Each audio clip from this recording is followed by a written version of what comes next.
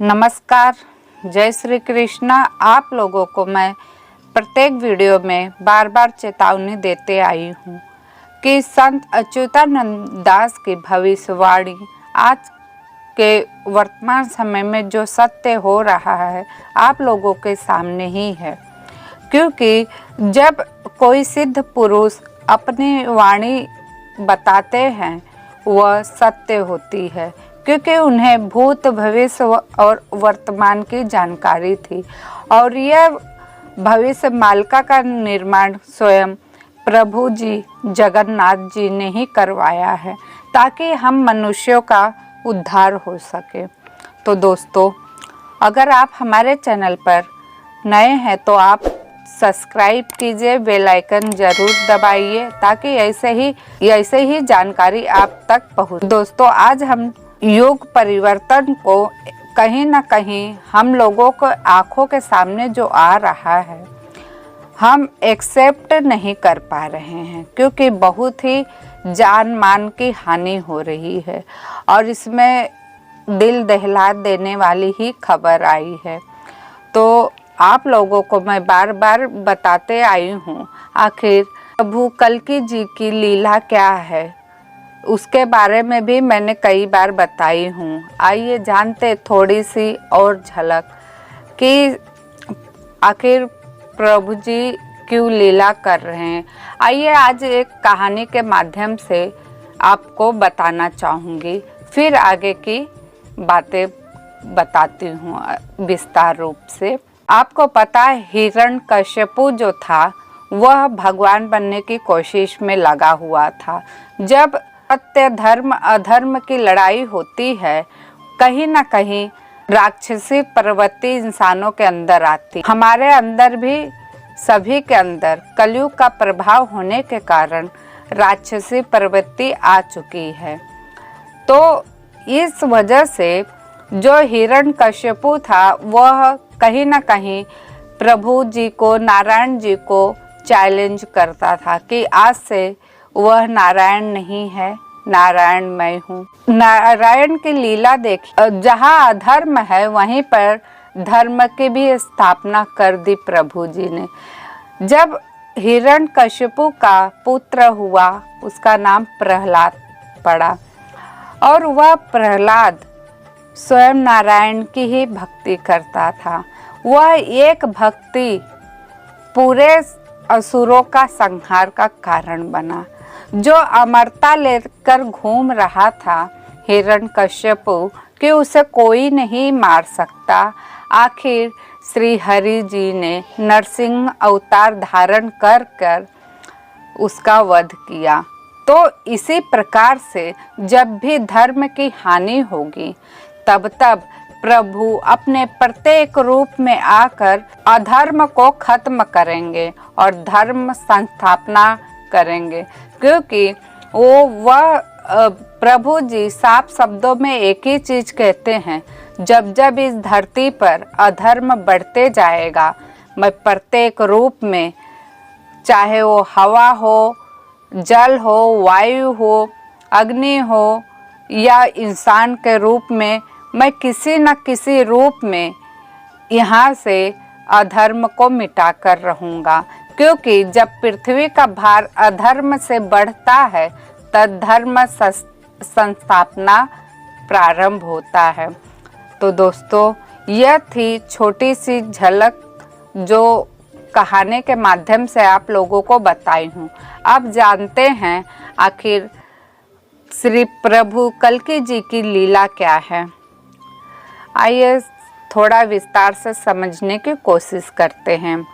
बारन अंत समय लबेकू दौरान बीरन बचाव का बीज और मालिका को संदर्भित करता है। अंतः समय में बचाव के लिए बीज बांटूंगा, कोई मुझे पहचान नहीं पाएगा। संभल की भूमि में उदय होकर 1,50,000 पुस्तकों को समझाऊंगा। अर्थात भगवान कल्कि कहते हैं कि कलयुग के अंत जब करूंगा तब बाढ़, भूकंप, युद्ध, दुर्घटना आदि जैसे विभिन्न माध्यम से सभी दुष्टों मलेच्छों को मार दूंगा। और इससे पहले भगवान विनाश से कैसे बचा जाए इसके बारे में भी सभी के बीच में साझा करते हुए कहते हैं कि प्रभु सहयोगियों के माध्यम से मालिका के ज्ञान को साझा करेंगे जो अमृत के समान होगा और लोगों को धर्म के मार्ग पर वापस आने के लिए मार्गदर्शन करेगा। उस दौरान धर्म का मार्ग एकमात्र सुरक्षा होगी। इस श्लोक में यही कहा गया है कि प्रभु संभल की भूमि में उदय होने के बाद मालिका ग्रंथ की 1,85,000 पुस्तकों को समझाएंगे, फिर भी कोई भी उन्हें पहचान नहीं पाएगा। तो दोस्तों, ये साफ शब्दों में प्रभु कल्कि जी ने हम लोगों को संदेश दिया है कि अब भी समय है, सुधर जाओ, नहीं तो जैसे लोगों के साथ दुर्घटनाएं होती जा रही है, आने वाले समय में भी जो अधर्म के मार्ग पर चलेगा उसके साथ वही घटना घटित होगी। इसलिए भगवान मालिका जिन जिन लोगों के पास पहुंचा रहे हैं, मैं भी एक माध्यम बन चुकी हूं आप लोगों के बीच में मालिका पहुंचाने का। तो कृपा करके अगर आप वीडियो यहाँ तक देखें तो आप लोगों को समझ में आ ही रहा होगा आखिर मालिका का प्रचार क्यों हो रहा है, किस वजह से हो रहा है। क्योंकि प्रभु जी स्वयं अपने मुख से कहे हैं कि जब मैं विनाश करूंगा तो मैं बचाव भी करूंगा। तो बचाव का मात्र साधन दे चुके। अब हमारे पास 2 रास्ते हैं, हमें चलना है और नहीं चलना वो हमें खुद तय करना है। तो मैं आप लोगों से सवाल करती हूँ कि आप इस राह पर चलने के लिए तैयार है, मार्ग को अपनाने के लिए तैयार है? अगर तैयार है तो कमेंट में ज़रूर बताइएगा। और मेरे साथ जो लोग जुड़ रहे हैं 1% का तो भक्ति अवश्य कर रहे होंगे, बस उन्हें जागृत करने की आवश्यकता है। तो मैं आप लोगों को बस जागृत कर रही हूँ।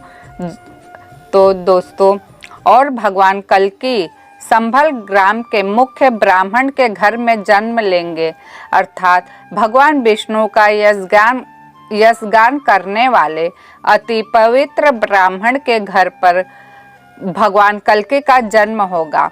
वर्तमान में मनुष्य के मन में एक द्वंद्व है कि भगवान कल्कि का जन्म विष्णु यशा नामक ब्राह्मण के घर पर होगा, परंतु ऐसा नहीं है। दरअसल हम सभी को शास्त्र में लिखे गए तथ्यों को सही समझने की आवश्यकता है। शास्त्रों को सही समझाने से निदान मिलेगा, निदान से भक्ति और पवित्रता और साथ ही साथ भगवान की प्राप्ति भी होगी। संभल ग्राम के जिस ब्राह्मण के घर पर भगवान विष्णु का यशगान भजन पूजा अर्चना होती है, उसी ब्राह्मण के घर पर श्री भगवान जन्म लेंगे। भगवान कल्कि अष्ट कलाओं से संपन्न महाबुद्धि के धरा अवतरण करेंगे और उड़ीसा के संभूत संभल ग्राम अर्थात नए संभल जिसे स्थापित है, जिसका निर्माण किया हो, उसी पवित्र स्थान पर यह ताती केसरी के दास 10,000 यज्ञ उपासक ब्राह्मणों को उत्तर प्रदेश के कन्नौज से सेलाकार बसाया था।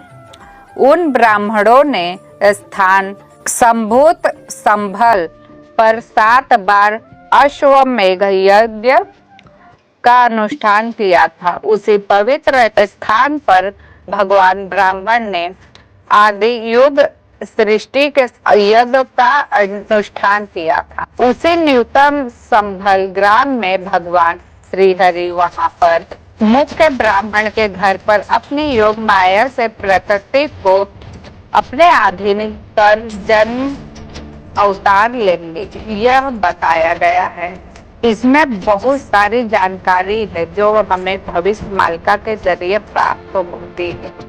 ये बस मैं थोड़ी थोड़ी आप लोगों को केवल झलक बता रही हूँ। ऐसे ऐसे बातें बताई गई है भविष्य मालिका में जो पहले अगर उजागर हो गई, इंसान टेंशन में होकर वो उसकी मृत्यु हो सकती है। इस वजह से जब जब जैसे जैसे युग बढ़ते जाएगा वैसे वैसे और आगे की जानकारी आप लोगों तक पहुंचाती जाएगी। यह श्री कल्कि जी की ही लीला है। तो इस पर जिन लोगों को विश्वास है तो कमेंट में जय श्री कल्कि अवश्य लिखे। और इस वीडियो को बस मैं यही समाप्त करूंगी।